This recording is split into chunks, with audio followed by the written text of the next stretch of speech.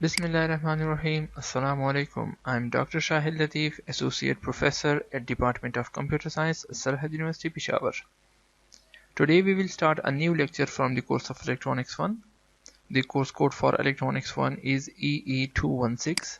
While this is 2-1 credit hour course, it means that we have to cover 2 hour theory per week, while there is 1 credit hour which is equal to 3 contact hour lab work requirement as well.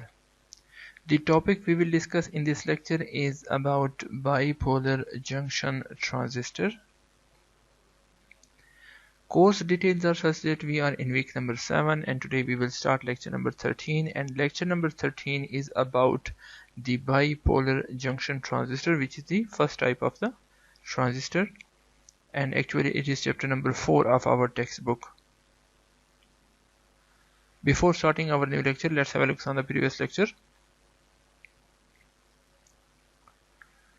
Before starting our new lecture, let's have a look on the previous lectures. If you remember, in lecture number 1 we introduced the course of Electronics 1 by explaining the course description, the tentative course outlines, the recommended books, the prerequisite details, and finally we defined the term electronics formally and informally.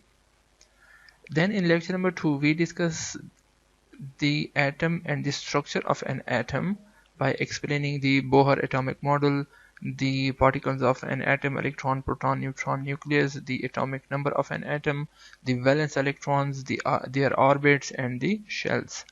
And finally, we discuss the ionization process where the gaining or losing of electrons takes place.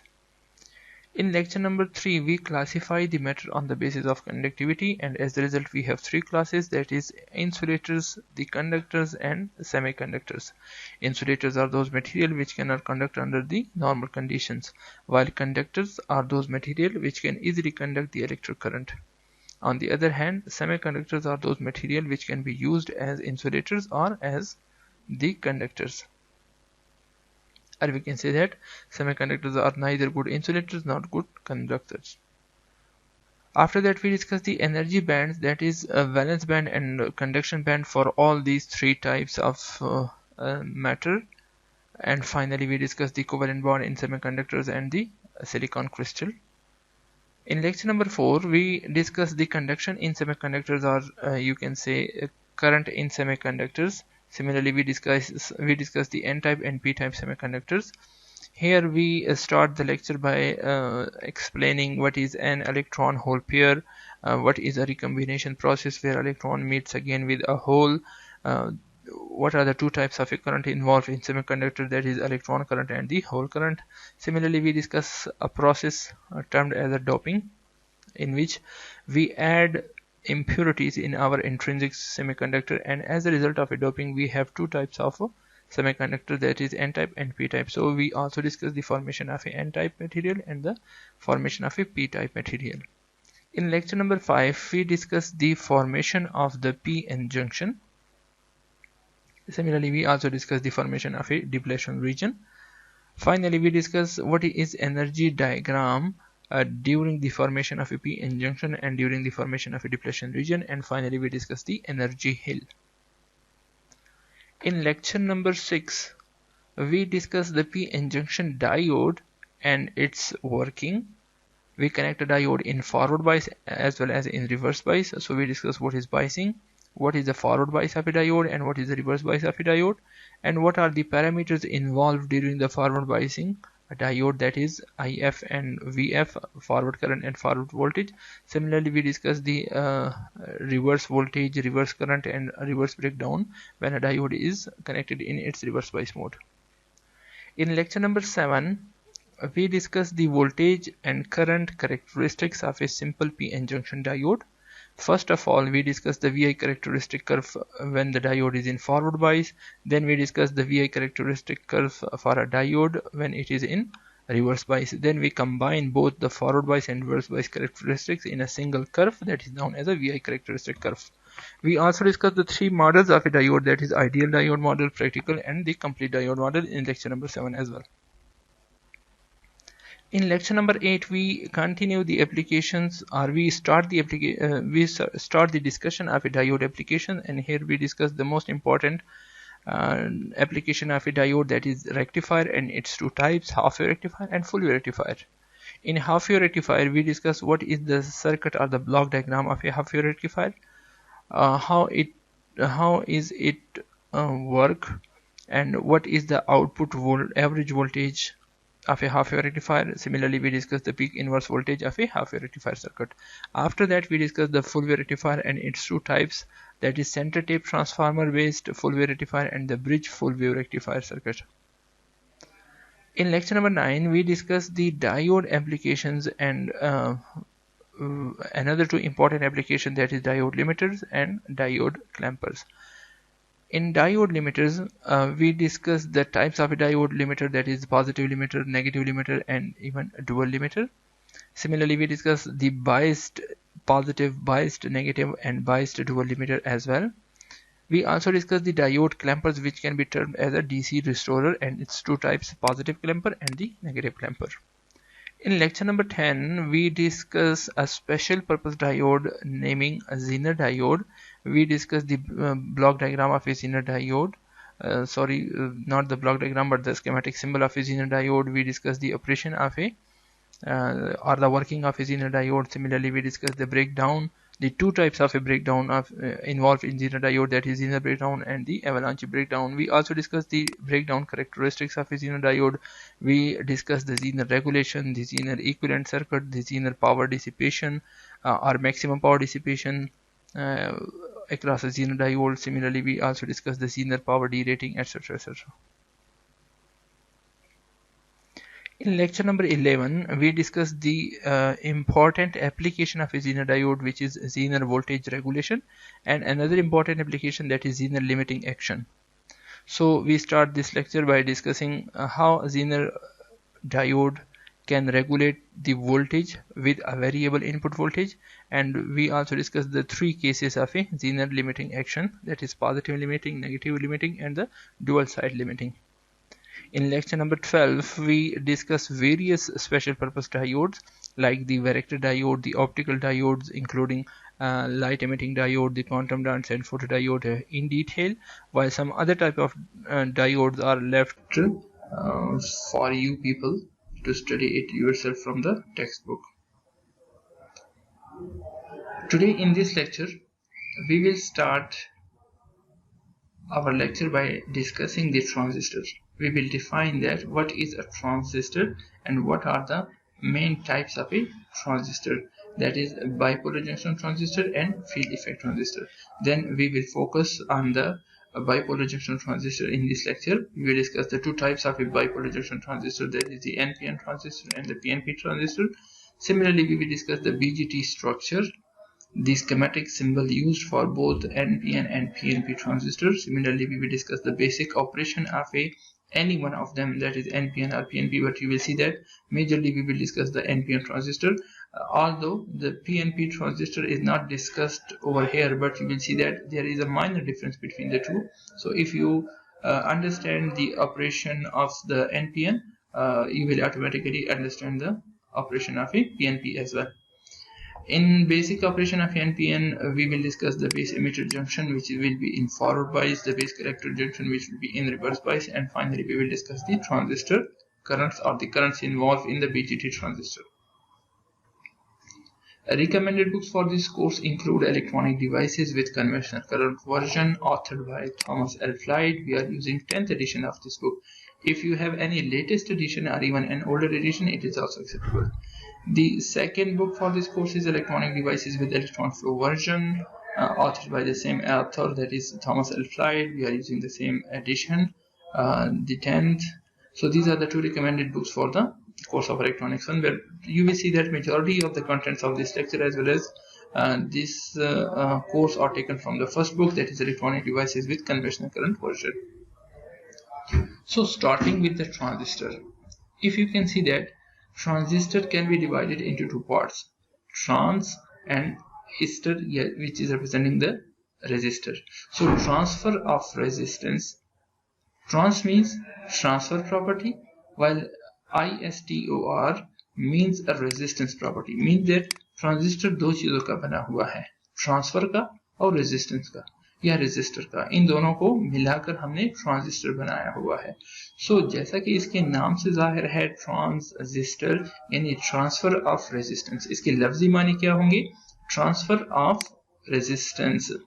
Thus, it is a semiconductor device which transfers a weak signal from low resistance circuit to high resistance circuit. अब actual में ये resistance को तो transfer नहीं करता, लेकिन एक signal जब आप इसको इनपुट पर देंगे तो उस सिग्नल को ये लो रेजिस्टेंस से हाई रेजिस्टेंस की तरफ जो है वो मूव करवाता है या उसमें कन्वर्ट कर सकता है। यानी आप इस ट्रांजिस्टर की इनपुट पर अगर कोई सिग्नल प्रोवाइड करेंगे तो ये ट्रांजिस्टर इस सिग्नल को ट्रांसफर करेगा from low resistance to high resistance state. Also it is a switching device, और इसका जो मेन थीम है या जो मेन फंक्शन है वो एक स्विचिंग डिवाइस के तौर पर है, which regulates and amplify the electric signals like voltage और करंट। और ये स्विचिंग डिवाइस है जो कि इलेक्ट्रिकल सिग्नल्स को लाइक वोल्टेज और करंट को रेगुलेट भी कर सकता है और उसको एम्पलीफाई भी करता है। यू विल सी दैट कि किसी भी ट्रांजिस्टर के मेन दो फंक्शंस होंगे, एक उसका स्विचिंग और एक उसकी amplification.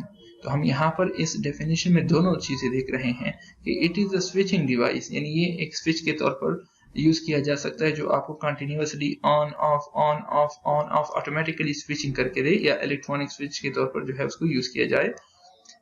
Further it regulates and amplify the electrical signals, और ये इलेक्ट्रिकल सिग्नल्स लाइक वोल्टेज और करंट को रेगुलेट भी करता है और मोस्ट इंपॉर्टेंटली उसको एम्पलीफाई करता है। तो ये दो मेन फंक्शन होंगे हमारे ट्रांजिस्टर के, स्विचिंग और एम्पलीफिकेशन।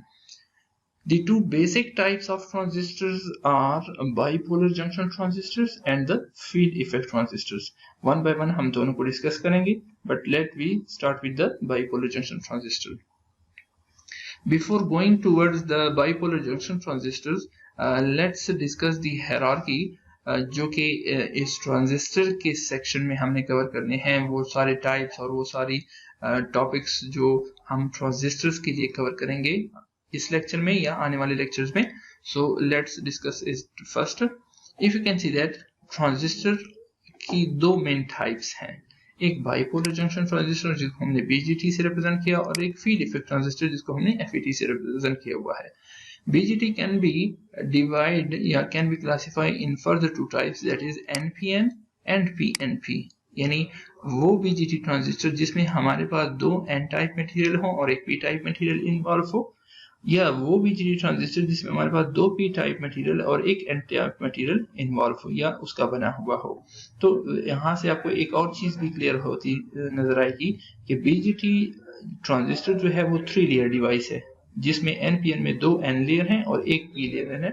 P लेयर को हमने N लेयर्स के बीच में सैंडविच किया हुआ है, जबकि एक टाइप इसकी PNP है जहां पर हम देख सकते हैं कि दो P लेयर्स हैं और एक N लेयर है, और यहाँ पर हमने दो P लेयर्स के बीच में एक N लेयर को सैंडविच किया हुआ है। Similarly, FET can be divided into two types, that is JFET and the MOSFET. JFET stands for Junction Field Effect Transistor, while MOSFET is Metal Oxide Semiconductor Field Effect Transistor. इस MOSFET को commonly IGFET भी कहा जाता है। IG means Insulated Gate Field Effect Transistor। Field Effect Transistor वही है, लेकिन चूंकि यहाँ पर हम गेट को इंसुलेट करवाते हैं अपने चैनल से, तो इस वजह से इसको Insulated Gate Field Effect Transistor भी कहा जाता है। JFET can be further divided into N-channel JFET and the P-channel JFET, यानी वो JFET जिसमें चैनल जो होगा जिसके थ्रू करंट ने फ्लो करवाना है, अगर वो N टाइप मटेरियल का बना हुआ होगा, so that will be termed as a N-channel JFET। और अगर ऐसा JFET है कि जिसमें हमारे पास जो चैनल है, जो मीडियम है जिसके थ्रू करंट ने फ्लो होना है, वो P टाइप मटेरियल का बना होगा, so that will be termed as a P-channel JFET। Similarly, MOSFET can be classified into types, that is D-MOSFET and the E-MOSFET। D-MOSFET को DE-MOSFET भी कहा जाता है, जिसका मतलब है डिप्लेशन और इनहेंसमेंट। यानी D का मतलब है डिप्लेशन और E stands for इनहेंसमेंट, यानी ऐसा MOSFET जिसमें डिप्लेशन मोड भी होगा और इनहेंसमेंट मोड भी होगा, या ऐसा MOSFET जिसको आप डिप्लेशन और इनहेंसमेंट दोनों मोड्स में इस्तेमाल कर सकेंगे। जबकि ई मॉसफेट को इनहेंसमेंट मोड कहा जाता है या इसको ई ओनली मॉसफेट भी कहा जा सकता है।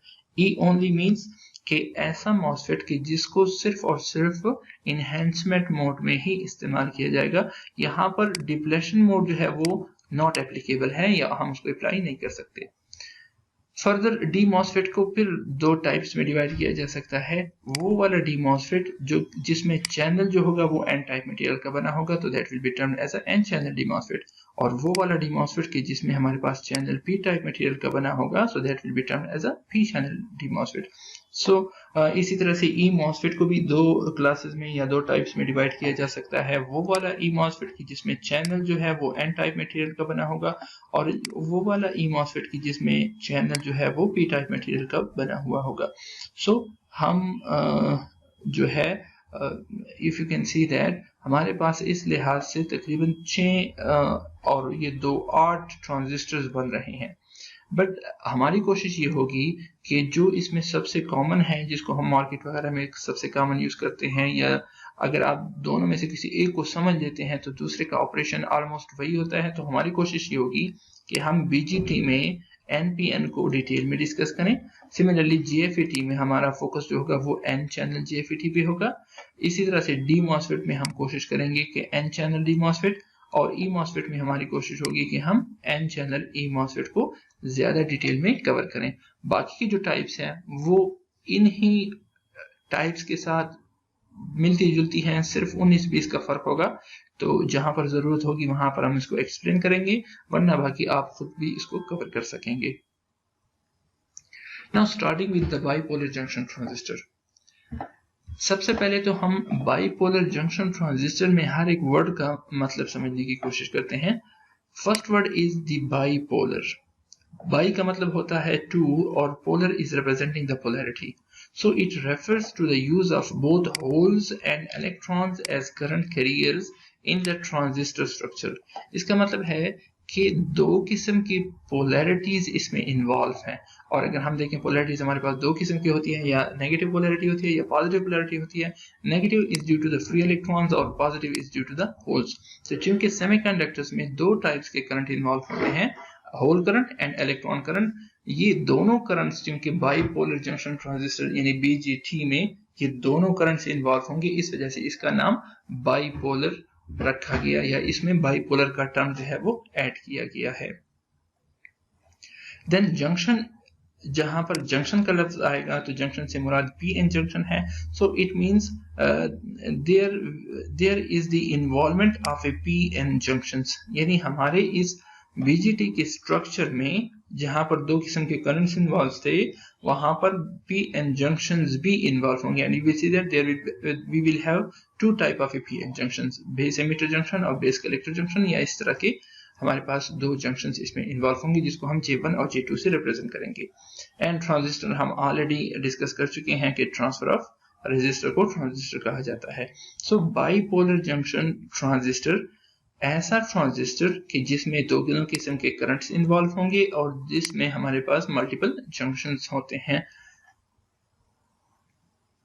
Used in two broad areas, BJT को हम जनरली दो ब्रॉड एरियाज में यूज करते हैं। एज एन एम्पलीफायर, सबसे बड़ी या सबसे कॉमन या सबसे पॉपुलर जो इसकी एप्लीकेशन है लीनियर एम्पलीफायर, टू बूस्ट और एम्पलीफाई एन इलेक्ट्रिकल सिग्नल, जिसके मुताबिक इलेक्ट्रिकल सिग्नल को एम्पलीफाई किया जाता है या उसको इनहेंस किया जाता है या उसको बूस्ट अप किया जा सकता है। And the second one is as an electronic switch, कि हम अपने इस बीजीटी ट्रांजिस्टर को इलेक्ट्रॉनिक स्विच के तौर पर इस्तेमाल कर सकते हैं। इलेक्ट्रॉनिक स्विच से मुराद कि ये हमें on off on off on off automatically perform करके देगा। जिस तरह हमारे पास डायोड था, पीएन जंक्शन डायोड, फॉरवर्ड बाइस में ऑन था, रिवर्स बाइस में ऑफ था, तो वो भी हमें इनपुट को देखते हुए ऑटोमेटिकली ऑन ऑफ स्विचिंग जो है वो प्रोवाइड कर रहा था। सिमिलरली हमारा एम्पलीफायर भी हमें ऑन ऑफ स्विचिंग जो है वो प्रोवाइड कर सकता है। The structure of BGT is such that it is constructed with 3 doped semiconductor regions. 3 इसमें semiconductor regions हैं। First one is emitter, second one is a base and the third one is a collector, जिसको simply हम E, B और C से represent करेंगे। They are separated by 2 PN junctions, और ये तीनों जो लेयर्स होंगे या रीजन जो होंगे, इनके बीच में हमारे पास 2 पीएन जंक्शंस जो है वो बनेंगे, और इन्हीं पीएन जंक्शंस के बेसिस पर हम कह सकते हैं कि वो आपस में डिटैच्ड हैं। Here you can see that the first section of this figure is representing the basic epitaxial planar structure, where we can see that is the substrate. इस सबस्ट्रेट के ऊपर हमने कलेक्टर को इंप्लीमेंट किया हुआ है, फिर उसके बाद बेस है, और फिर थर्ड रीजन या थर्ड जो एलिमेंट है वो हमारे पास एमीटर है। ठीक है, बिल्कुल उसी तरह से यहाँ पर आप देख सकते हैं कि जो बेसिस हैं और जो कलेक्टर हैं उनके साथ अलग अलग से मेटल्स लगाए गए हैं ताकि यहाँ पर उनको कांटेक्ट किया जा सके, यहाँ से उनके कांटेक्ट्स जो हैं वो लिए जा सके। या these are representing the terminals, ये हमारे पास कलेक्टर टर्मिनल को रिप्रेजेंट कर रहा है। सिमिलरली ये जो है ये एमीटर को रिप्रेजेंट कर रहा है, और ये वाला टर्मिनल जो है that is representing the base. So base, emitter और कलेक्टर हमारे पास 3 टर्मिनल्स होते हैं, जैसा कि हम देख सकते हैं इस फिगर के सेक्शन बी में, where we are having the NPN transistor. आप देख सकते हैं कि हमारे पास एन टाइप मटेरियल की एक लेयर है, या जिसको हम एन रीजन कह सकते हैं। दूसरा हमारे पास नीचे वाला जो है वो भी एन टाइप मटेरियल के लिए लेयर है या एन रीजन है, और तीसरा लेयर जो है या तीसरी रीजन जो है वो पी टाइप मटेरियल की बनी हुई है, जो कि दोनों एन के बीच में सैंडविच हो रही है। सिमिलरली हमारे पास जो ऊपर एन रीजन है that is representing the collector, और नीचे वाली एन रीजन जो है that is representing the emitter, और बीच वाली जो लेयर है that is representing the base. तो हमारे पास 3 लेयर्स हैं या 3 रीजन्स हैं, और 3 उसके साथ टर्मिनल्स कनेक्टेड हैं। ये वही कॉन्टेक्ट हैं जो कि यहाँ पर शो किए गए हैं, these are the metallic contacts.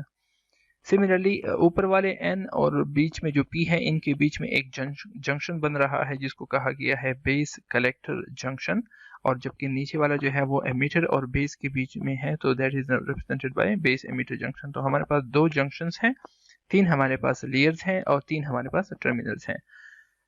इसी फिगर के पार्ट सी में जो है वो NPN ट्रांजिस्टर को शो किया गया है। अगेन अगर हम देखें तो यहाँ पर हमारे पास 2 P लेयर्स हैं या P रीजन्स हैं, ऊपर और नीचे वाला, और N रीजन जो कि इन दोनों के मुकाबले में थोड़ा सा बारीक भी है, छोटा भी है, वो इन दोनों के बीच में सैंडविच किया गया है।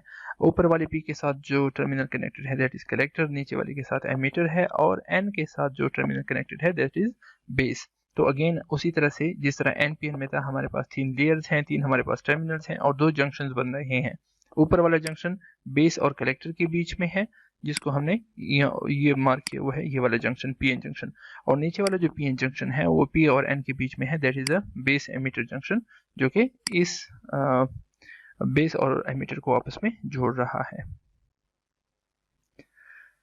Further NPN consists of 2 N regions we have already discussed in previous slide, separated by a P region। यानी NPN में 2 हमारे पास N regions और एक हमारे पास P region है, और इन 2 regions के बीच में हमने P region को रखा हुआ है ताकि इन 2 N regions को आपस में separate किया जा सके। Similarly in PMB it consists of 2 P regions separated by N region, और इसी वजह से हम इसको PNP से abbreviate करते हैं। Base emitter junction is a joining point or a junction between the base region and the emitter region.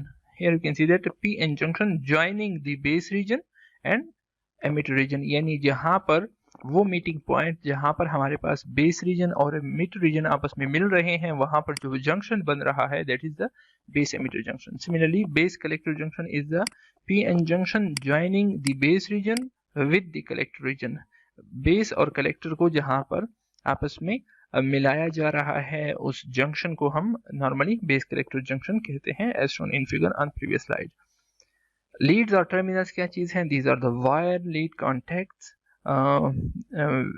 Which connects to each of the 3 regions. ठीक है, लीड्स या टर्मिनल्स हमारे पास वायर लीड होती हैं जो कि या कॉन्टैक्ट्स आप उसको कह सकते हैं, जो कि 3 रीजन्स को 3 रीजन्स के साथ हमने उसको कनेक्ट किया होता है, labelled as a emitter, base और कलेक्टर, और इन वायर्स को हमने एमीटर, बेस और कलेक्टर से रिप्रेजेंट किया हुआ है। The doping level doping level कुछ इस तरह से है that the base region is lightly doped and very thin. क्योंकि डोपिंग हम बेस रीजन की बहुत लाइटली कर रहे हैं और इसके रीजन मैं आपको जाके आगे बताऊंगा। सो दैट्स व्हाई ये हमारे पास बहुत थिन लेयर बनेगी when compare to the other two. बाकी दो रीजन्स के मुकाबले में जो बेस रीजन है वो बहुत थिन है। हम ऑलरेडी इस फिगर में देख चुके हैं कि that is a base in case of NPN. P region जो है वो हमारे पास बेस रीजन है और इस बेस रीजन में हमने बहुत लाइटली डोपिंग किया होता है, यानी उसमें कम इम्प्योरिटीज ऐड की होती है ताकि हमारे पास नंबर ऑफ होल्स जो हैं वो कम से कम इसमें अवेलेबल हों।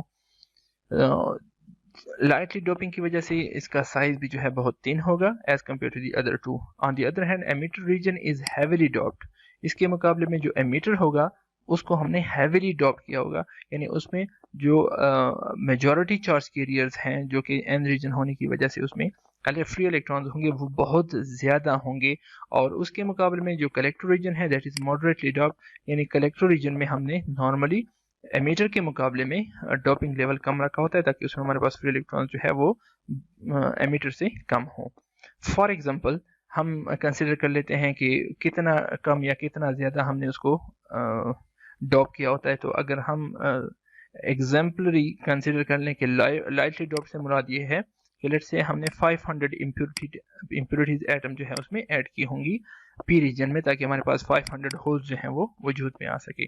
सिमिलरली एमिटर रीजन को हैवीली डॉप कहा गया है तो से हमारे पास 0.1 मिलियन या हम उसको कह सकते हैं कि 1 लाख फ्री इलेक्ट्रॉन्स इसमें इस वक्त मौजूद होंगे। तो 1 लाख हमारे पास free electrons 1 lakh impurity atoms की वजह से हमें मिलेंगे। So that's why that is a heavily doped. On the other hand जो हमारे पास कलेक्टर रीजन है वो मॉडरेटली है, तो हम से कह सकते हैं कि let's say there is 50,000 free electrons. तो फिफ्थ डोपिंग लेवल जो है वो दरमियानी लेवल का है।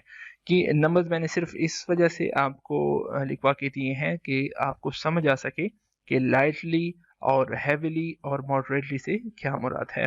अदरवाइज ये फिगर या ये नंबर्स जो हैं वो जस्ट सपोजिशन है, एजम्पशन है। The schematic symbol for NPN and PNP, here you can see that the symbol of a NPN and PNP transistor. Symbol कुछ इस तरह से है कि 3 टर्मिनल्स हैं और ये हमारे पास जो है एक लाइन के साथ जुड़े हुए हैं। ये लाइन जो है एक्चुअल में चैनल को रिप्रेजेंट कर रहा है, तो या हमारे ट्रांजिस्टर को रिप्रेजेंट कर रहा है और इसके अराउंड हमने ये सर्कल लगाया हुआ है और जो एमीटर है उस एमीटर पर हमने एक एरो मार्क किया हुआ है। यही सिंबल जो है हमारे पास पीएनपी के लिए भी है। सिवाय डिफरेंस कहाँ पर है, जहाँ पर ये एमीटर है और एमीटर के ऊपर जो एरो है यहाँ पर डिफरेंस है। बाकी देखिए C is representing the collector terminal, B is representing the base terminal और E is representing the emitter terminal. NPN के केस में हमारे पास ये एरो जो है वो इस ट्रांजिस्टर से बाहरी की तरफ जो है वो पॉइंट आउट किया गया है, जबकि पीएनपी के केस में जो एरो है एमीटर पर वो अंदर की तरफ यानी ट्रांजिस्टर की तरफ इन हो रहा है, इसको पॉइंट आउट किया गया है। तो that is the main difference between the symbols of NPN और पीएनपी। जब भी आप किसी सर्किट वगैरह में ट्रांजिस्टर का सिंबल देखें और उस पर एरो की देखें, अगर वो एरो बाहर की तरफ है यानी एमीटर पे बाहर की तरफ जो है वो पॉइंट आउट है, तो हम कहेंगे कि that is the NPN type of the transistor. और अगर वो एरो अंदर की तरफ है तो that will represent the PNP type of the transistor.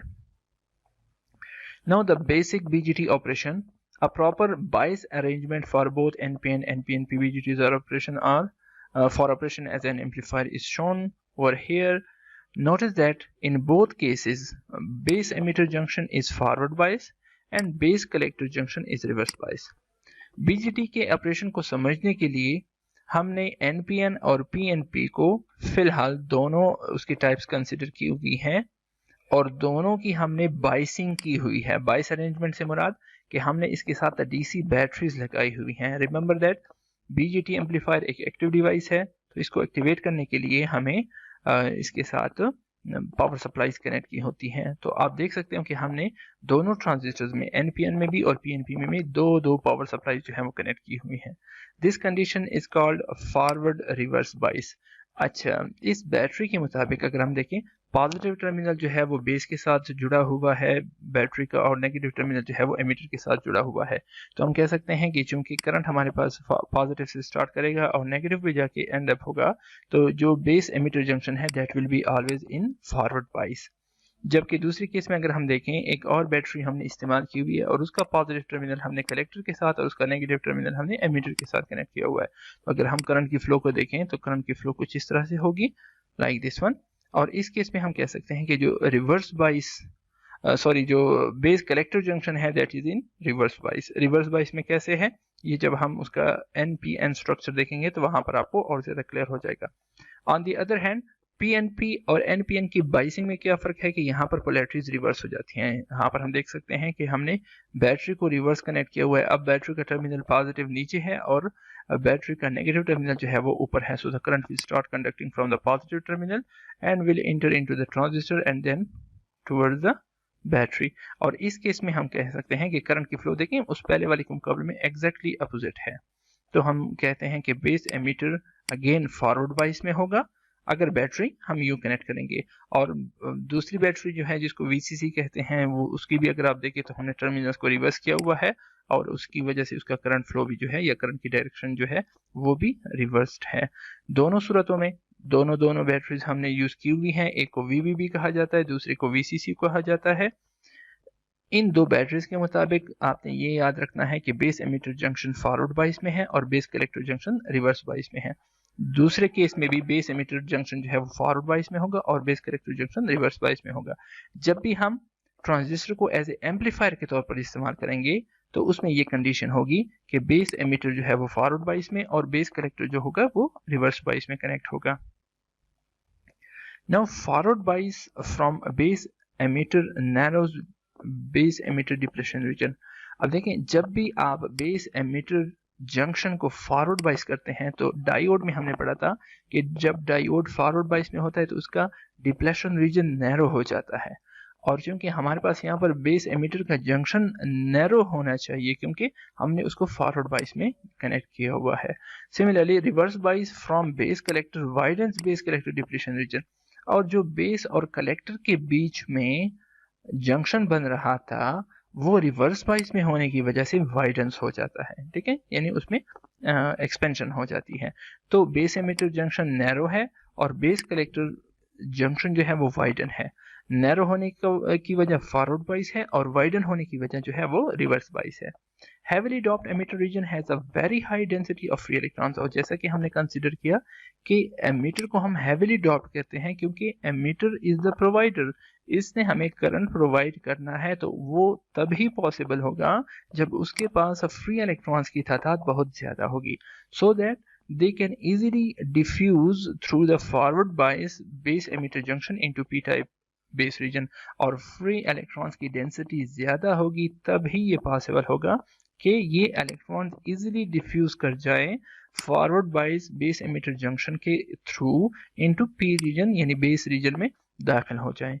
अगर इलेक्ट्रॉन्स की तादाद ज्यादा है और आप उसको फॉरवर्ड बाइस में होने की वजह से एनर्जाइज भी करते हो, डिप्लेशन रीजन भी थिनर है या नैरो है, तो उसका इफेक्ट क्या होगा कि इजीली ये इलेक्ट्रॉन्स इस जंक्शन को क्रॉस करेंगे और पी रीजन में दाखिल हो जाएंगे, where they become minority carriers. अब पी रीजन क्या है, पी रीजन में तो हमारे पास मेजॉरिटी में होल्स होते हैं और ये जब इलेक्ट्रॉन्स इस पी रीजन में दाखिल होंगे तो they will become the minority carrier just as in a forward bias diode, जिस तरह हमारे पास फॉरवर्ड बाइस डायोड में हुआ करता था। बेस इज लाइटली डॉप्ड, और हम ऑलरेडी डिस्कस कर चुके हैं कि बेस को हमने लाइटली डॉप रखा हुआ था, यानी उसमें लेट से 500 जो थे वो होल्स थे एंड वेरी थिन, और उसी की वजह से इसकी साइज भी जो था वो बड़ा थिन था, so that it has a limited number of holes, और यही वजह है कि उसमें लिमिटेड नंबर ऑफ होल्स थे, दस a small number of free electrons.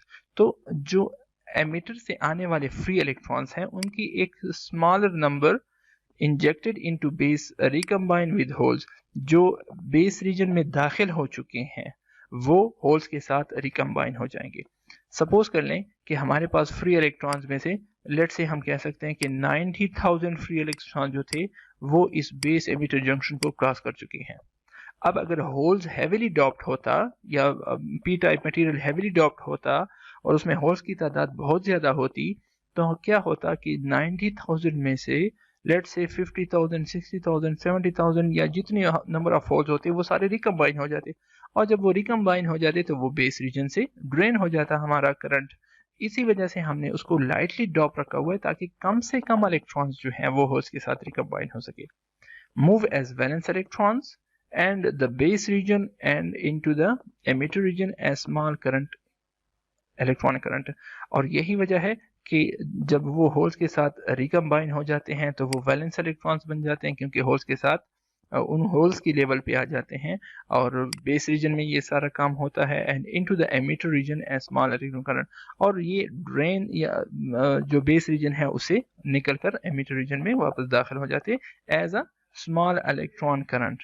और यही तो हम नहीं चाहते कि हम इन इलेक्ट्रॉन्स को बेस रीजन के थ्रू घुमा के लाएं, बल्कि हमारा टारगेट क्या है कि जो बेस जो एमिटर है एमिटर से निकलकर कलेक्टर तक हमें उसको पहुंचाना है। Indicated by the red rows as shown in this figure. यहाँ से आपको और ज्यादा क्लियर हो जाएगा। लेकिन that is the emitter region और इस एमिटर रीजन को हमने हैवीली डॉप्ड किया होता है यानी यहाँ पर फ्री इलेक्ट्रॉन्स की तादाद बहुत ज्यादा है। इस केस में NPN को हम कंसीडर कर रहे हैं so that is representing the N type material. Similarly collector जो है इसको हमने मॉडरेटली डॉप किया होता है और ये भी N टाइप मटेरियल को रिप्रेजेंट कर रहा है।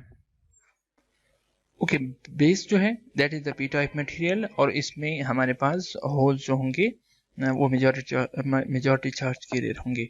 तो जब इस फिगर को यहाँ पर एक और अंदाज में शो किया गया है कि जब इसके साथ हमने बाइसिंग की हुई है, बैटरीज कनेक्ट की हुई है, तो here you can see that जो हमारे पास VBB है यानी जो बेस के साथ कनेक्टेड है, आप इसको सिंपल VBB कह सकते हैं या VBB भी इसको कह सकते हैं। इसके मुताबिक देखिए जब हम यहाँ से वोल्टेज अप्लाई करेंगे तो ये एमीटर के साथ जुड़ा हुआ है तो ये एमीटर को जो है वो पुश करेगा फॉरवर्ड की तरफ, यानी उसको इस जंक्शन की तरफ यहाँ पर जो फ्री इलेक्ट्रॉन्स हैं उनको रिपेल करेगा। और बेस जो है वो हमारे पास पॉजिटिव टर्मिनल के साथ कनेक्टेड है तो यहाँ पर ये होल्स को जो है रिपेल कर रहा है। जब हम वोल्टेज बढ़ाते हैं और ये इलेक्ट्रॉन इस काबिल हो जाते हैं कि वो इस एन रीजन्स को छोड़कर पी रीजन में दाखिल हो जाएं यहाँ पर लाइक दिस वन, तो यहाँ पर इन होल्स के साथ जो कि ऑलरेडी मौजूद हैं इनके साथ रिकम्बाइन हो जाएंगे और जब रिकम्बाइन हो जाएंगे तो फिर ये इस बेस टर्मिनल के थ्रू जिसको हमने बेस लीड कहा हुआ है माइनॉरिटी करंट के तौर पर जो है वो इसमें से वापस एग्जिट हो जाएंगे। अब अगर यहाँ पर होल्स की तादाद बहुत ज्यादा होगी तो उसका नुकसान क्या होगा कि आने वाले फ्री इलेक्ट्रॉन्स की एक बड़ी तादाद जो है इन होल्स के साथ रिकम्बाइन होती जाएगी और बेस के थ्रू जो है वो एग्जिट होती जाएगी। जबकि हमारी कोशिश क्या है कि हम इन इलेक्ट्रॉन्स को जो यहाँ से मूव कर रहे हैं इनको कलेक्टर के थ्रू जो है वो हम दोबारा से रिसीव कर लें। ओके, इस डायग्राम में हम देख सकते हैं कि यहाँ पर ये जो ऑरेंज कलर में आपको शो किया गया है ये वो स्मॉल अमाउंट ऑफ करंट है जो कि इलेक्ट्रॉन का इन होल्स के साथ रिकम्बाइन होने के बाद बेस के थ्रू emit हो जाना है। You can see that electrons that recombine with holes in the base region, so ये हमारे पास इस बेस के थ्रू जो है वो एमिट हो रहे हैं। इसी डायग्राम में हमने एक और बैटरी भी कनेक्ट की हुई है जिसको हम VCC कहते हैं या सिंपली आप उसको VC भी कह सकते हो, जिसके पॉजिटिव टर्मिनल को हमने कलेक्टर के साथ और नेगेटिव को हमने एमिटर के साथ कनेक्ट किया हुआ है। जब यहाँ से हम वोल्टेज बढ़ाएंगे तो उसका भी इफेक्ट ये होगा कि एमिटर में से ये इन इलेक्ट्रॉन्स को एनर्जाइज करेंगे और ये इलेक्ट्रॉन्स मूव करेंगे towards the base reason. Base reason में दाखिल होने के वजह से कुछ इलेक्ट्रॉन्स जो है वो रिकम्बाइन होकर होल्स में बन जाएंगे या बेस से एग्जिट हो जाएंगे, जबकि कुछ जो है यानी मेजॉरिटी जो इलेक्ट्रॉन्स है, क्योंकि लेट से हमने पिछली स्लाइड में एज्यूम किया हुआ था कि 90,000 फ्री इलेक्ट्रॉन्स है जिसमें से 500 इलेक्ट्रॉन्स जो है वो होल्स के साथ रिकम्बाइन हो गए, लेकिन बाकी के 89,500 जो फ्री इलेक्ट्रॉन्स है वो स्टिल इस पी रीजन के थ्रू इस जंक्शन तक जो है वो पहुंच जाएंगे। अब क्या होगा इस जंक्शन पे, क्या होगा, we can see it over here. इस डायग्राम में ट्रांजिस्टर BJT के ऑपरेशन को एक और तरीके से इलिस्ट्रेट किया गया है। अगेन हम देख सकते हैं कि बैटरी का जो नेगेटिव टर्मिनल है VBB जिसकी हम बात कर रहे थे पहली बैटरी, वो नेगेटिव चार्ज और नेगेटिव इलेक्ट्रॉन जो है वो एमिटर के साथ कनेक्टेड है, और यहाँ पर इन मौजूद फ्री इलेक्ट्रॉन्स को जो एमिटर में ऑलरेडी मौजूद थे उनको रिपेल कर रहा है टुवर्ड्स द जंक्शन। और ये जंक्शन जो है बेस एमिटर जंक्शन, ये इसका डिप्लेशन रीजन चूंकि फॉरवर्ड बाइस में है, सो फॉरवर्ड बाइस की वजह से इसका डिप्लेशन रीजन जो है वो बहुत नैरो होता है। नैरो होने का मतलब ये है कि ये इलेक्ट्रॉन्स जो होंगे वो मामूली सी एनर्जी के साथ इन तमाम इस जंक्शन को जो है वो क्रॉस करने के काबिल हो जाएंगे। इफ़ यू रिमेंबर, अगर डायोड को हम फॉरवर्ड बाइस में कनेक्ट करते थे और ये सिलिकॉन का बना होता था तो हमने कहा 0.7 पे ये कंडक्शन स्टार्ट कर लेगा। तो अगेन वही कॉन्सेप्ट है कि चूंकि सिलिकॉन का बना हुआ ट्रांजिस्टर है तो 0.7 VBB से जैसे ही इसको प्रोवाइड कर दिए जाएंगे ये जंक्शन जो है ये ओपन हो जाएगा। और जंक्शन ओपन होने का मतलब है कि ये इलेक्ट्रॉन्स इसमें से निकलना शुरू हो जाएंगे। फिर यही इलेक्ट्रॉन्स यहाँ पर मौजूद होल्स के साथ रिकम्बाइन होकर इस बेस टर्मिनल के थ्रू IB बनकर वापस जो है बैटरी में दाखिल होंगे। तो यहाँ पर हमारे पास कुछ करंट जो है वो IB की सूरत में कलेक्टर तक नहीं पहुंच पा रहा, जबकि बाकी की जो इलेक्ट्रॉन्स हैं वो भी आपको यहाँ पर नजर आ रहे हैं कि कुछ तो होल्स के साथ रिकम्बाइन हो जाएंगे, लेकिन चूंकि इलेक्ट्रॉन्स की तादाद तो ज्यादा है होल्स के मुकाबले में, तो बाकी फ्री इलेक्ट्रॉन्स जो है वो इस जंक्शन पर पहुंच जाएंगे, जो कि इस वक्त रिवर्स बाइस में होने की वजह से बहुत ज्यादा वाइडन शो किया गया है। Here you can see that कि बेस एमिटर जंक्शन के मुकाबले में बेस कलेक्टर जंक्शन को या बेस कलेक्टर जंक्शन के जो डिप्रेशन रीजन है उसको बहुत वाइडन शो किया गया है।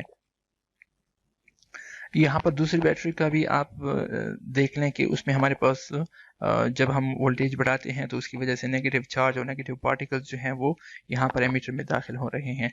तो एक्चुअल में जो एमीटर करंट है वो दो चीज़ों का बना हुआ है, एक कलेक्टर करंट का और एक बेस करंट का। यानी हमारे पास इस वक्त इस ट्रांजिस्टर में तीन किस्म के करंट्स हैं।